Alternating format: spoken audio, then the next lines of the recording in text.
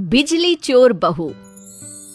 कहते हैं ना, बच्चों में संस्कार माँ बाप से ही आते हैं। पारुल की शादी के पहले से ही उसके मायके में अंधेरा होने से पहले, पारुल कहाँ है? जल्दी से स्टूल लेकर आ जा बेटा, वो तार भी ले आना, जल्दी कर।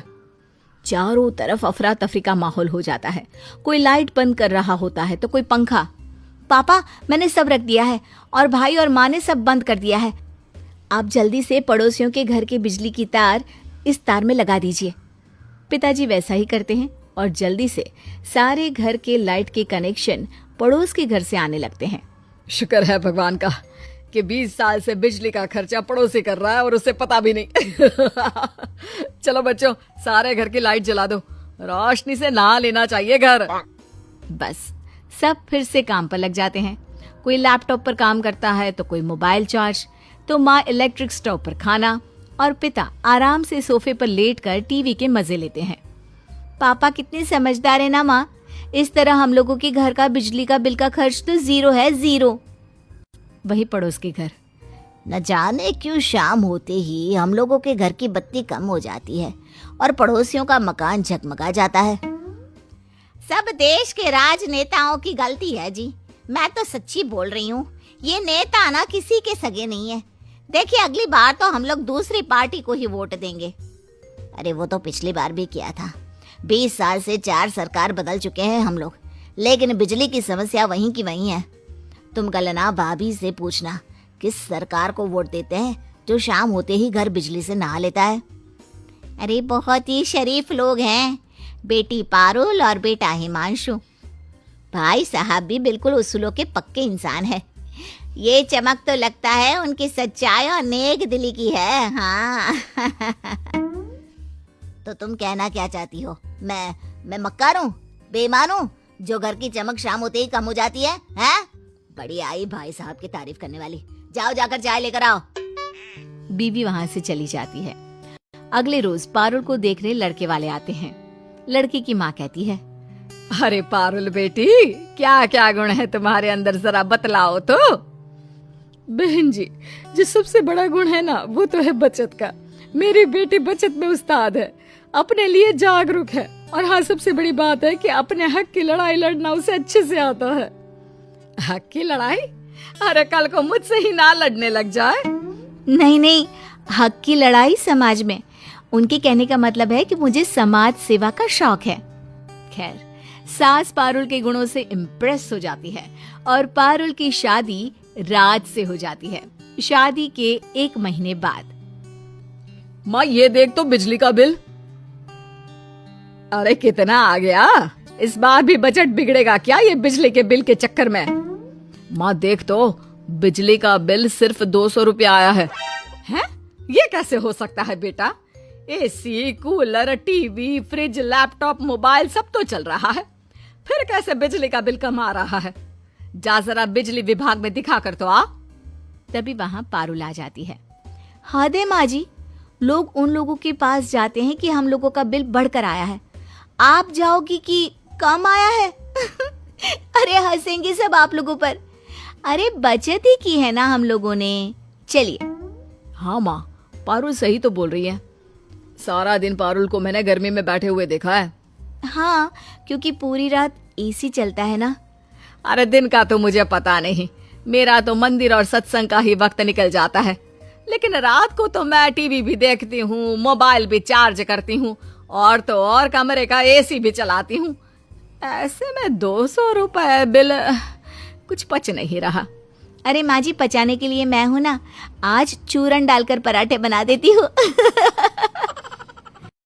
बात आई गई हो जाती है, लेकिन किसी को पता नहीं होता कि शाम होते ही पारुल पड़ोस के घर से बिजली चोरी करती है।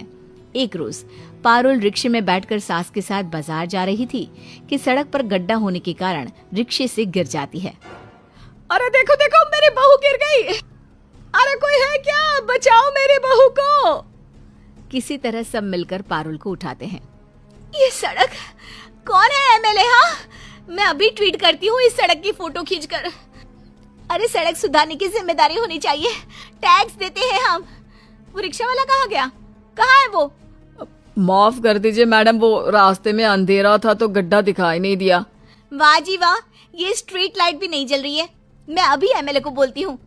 बहू मंत्री के पास जाती है। अरे मैडम, ये तो बिजली विभाग की गलती है कि वो सड़क की बिजली क्यों काट रहे हैं। जाइए बिजली विभाग में कंप्लेन करिए। पता क्या है वहाँ का? शास्त्री भवन, कमरा नंबर 503। बहू अगले दिन शास्त्री भवन जाती है। कमरे नंबर 503 में जहाँ बैठा अधिकारी बहुत ही खड्डूस होता है। हाँ, ये टूटी फूटी महिला कौन है? ये डॉक्टर का क्लिनिक नहीं है, बिजली विभाग का दफ्तर है, समझी? अरे तो मैं आपकी शिकायत लेकर आई हूँ। अम्बेडकर मार्ग की स्ट्रीट लाइट नहीं जल रही है। कल मेरा रिक्शा गड्ढे में गिर गया जिससे मुझे ये चोट आई है, समझे? इससे पहले कि कोई और गिरे, पहले तो लाइट लगाइए, और दूसरा लाइट क्यों नहीं है इसका कारण बताइए। अधिकारी को बहू की बात पर गुस्सा आ जाता है। वाह वाह वाह, अब आम जनता दफ्तर में घुसकर सवाल करेगी। अरे रमेश, जरा मैडम के घर का एड्रेस लेकर इनकी हिस्ट्री तो निकालो, अभी दे देते हैं इनके सवाल का जवाब। हाँ मैडम जी, पहले तो अपना नाम और पता लिखिए इस कागज पर, फिर आपको देते हैं जवाब कि वहाँ बत्ती क्यों नहीं थी। बहू सारा लेखा जोखा कागज पर लिखकर चली जाती है। अगले रोज, बहू, शाम के वक्त कौन आ गया, जरा देख तो। सामने बिजली विभाग के लोग खड़े होते हैं। अरे माँ जी, वही लोग आए हैं जिनके खिलाफ मैंने कंप्लेन की थी। माफी मांगने आए हैं क्या? नहीं, यहाँ छापा पड़ा है। आपके घर की तार पड़ोसी के घर पर लगी है। अब तो आप चलिए जेल। बहुत सवाल कर रही थी ना, जवाब वहीं मिलेगा। हाँ, नहीं नहीं, मुझे माफ कर दीजिए, मैंने तो बस वो गलती से।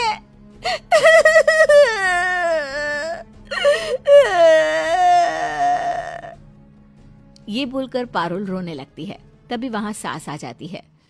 अरे क्या हो गया? माफ कर देना, माफी मांगने आए हैं, तू क्यों रो रही है? वाह जी वाह, बहू शेर, सास सवा शेर। आप भी चलिए।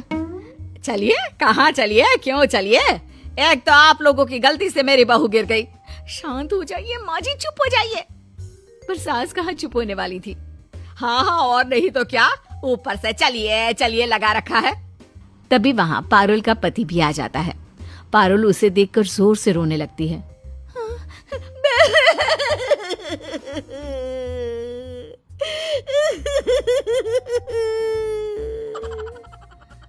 अरे क्या हुआ पारुल, रो क्यों रही हो? और कौन है ये लोग? पारुल पति को सारी बात बता देती है। देखिए, अपनी बीवी की तरफ से मैं माफी मांगता हूँ। और पारुल, सच कहो तो तुम जैसे लोगों के कारण ही देश का बिजली विभाग घाटे में रहता है। बिजली बचाना सरकार कहती है, लेकिन तुम तो बिजली चोर निकली। और देखो, तुम्हें चोट भी बिजली की कमी के कारण ही लगी। अब माफी मांगो इन लोगों से। मेरी समझ में बात आ गई है, मुझे माफ कर दीजिए। मैं कभी बिजली चोरी नहीं करूंगी और सरकार के बिजली बचाओ अभियान का हिस्सा बनूंगी।